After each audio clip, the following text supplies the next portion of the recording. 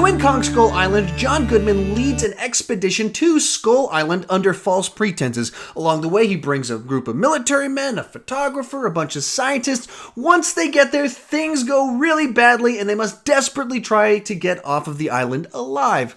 Thus, our movie. I kind of simplified things a little bit, but there's also not much more to the plot than that. And with that said, the movie's a lot like Jurassic Park, as well as Apocalypse Now, with a little bit of Predator thrown in the mix, a pinch of Moby Dick, and then set during the 70s, all that mashed together with a whimsical sense of humor. That's the movie you're in for. Like, coming out of the movie with this weird mix of tones and influences and plot points, the only word that came to mind was bizarre. Even beyond the fact that it's all over the place tone-wise, even while I was watching it, I was thinking to myself, this is not good. And at the same time thinking, this is doing all the things it's supposed to do right. And by that I mean, if you go into this movie expecting a stupid, dumb monster movie with a high body count, you will get what you want. But you won't get any more than that. With all that said, let's start talking about the good. Right off the bat, you gotta say, this is a great cast for a movie. Now, while these characters, as written on the page and the dialogue that they're supposed to say, not so great, because they're such good actors, they bring something to it, so they're still likable and enjoyable to be seen on screen. Next thing you gotta talk about is I love the look of this movie. First off, just the shots. A lot of them are just beautifully framed, nicely thought out shots that are just gorgeous. It also has this color scheme to it that feels perfect for trying to capture the vibe of the 70s. So across the board, it's just gorgeous to look at.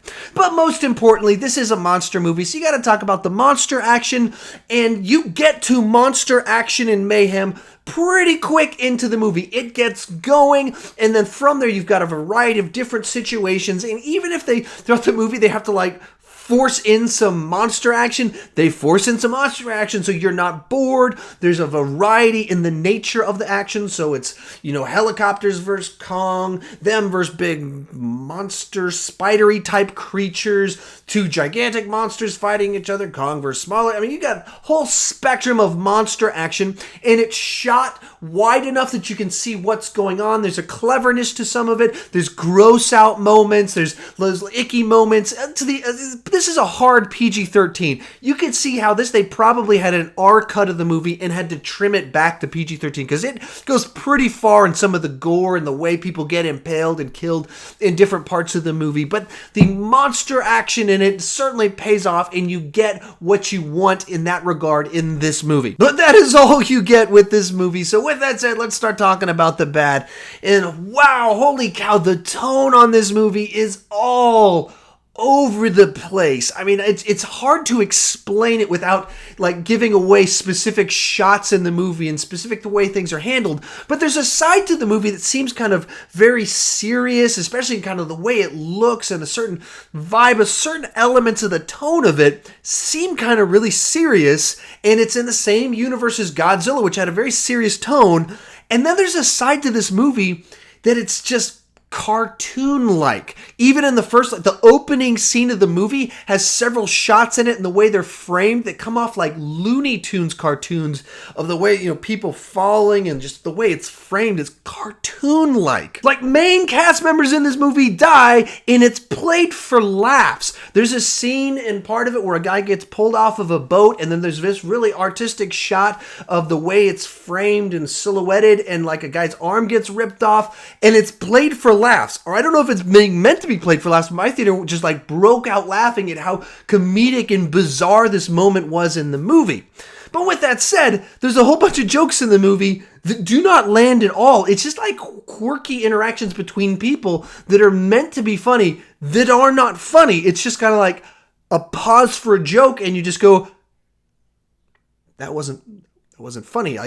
Was that supposed to be a joke? It felt like a joke because you paused for us to laugh, and then nobody laughed, and I was in a pretty full theater.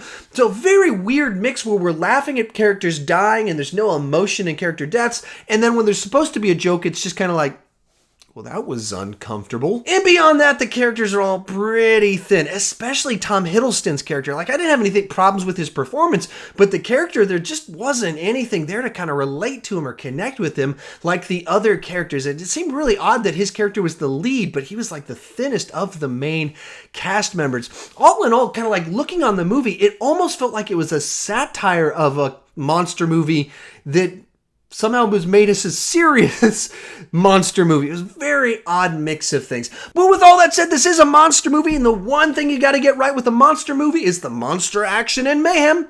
And it does. The thing that you go see with this movie, you will get it. You just won't get anything else. With all that said, I'm going to give this movie a 6.5 out of 10. If you like monster movies, if you saw the trailer and went, yeah, I want to go see some King Kong mayhem, you will get that out of this movie. You just don't get any more than that from the movie. There's some great action. There's very little story, very uneven storytelling. It's almost enjoyable to watch the movie just because of how cluttery the storytelling is and the editing, how bizarre some of the cuts and stuff are in the movie. But with all that said, it's an enjoyable time at the movies. But to be honest, I would recommend you don't need to go rush out to go see this at the main ticket price. See it at the Dollar Theater, rent it at Redbox. You don't need to rush out to go see this movie. But that's just my opinion. How about you? What did you think about Kong Skull Island, and how do you see it fitting in with Godzilla, given their tones are so wildly different? I'm a little bit confused as how you're going to bring these two franchises together in a big showdown. Seems so odd with the direction that this movie went as compared to where that movie went. But that's just my opinion. I would love to hear yours. Also, if you're new to my channel, please consider clicking that subscribe button. I love to talk about movies. Sometimes I talk about the movie news. Sometimes I do movie reviews like I'm doing right now. But really, I want to talk with you in the comment section. Thank you so much for watching.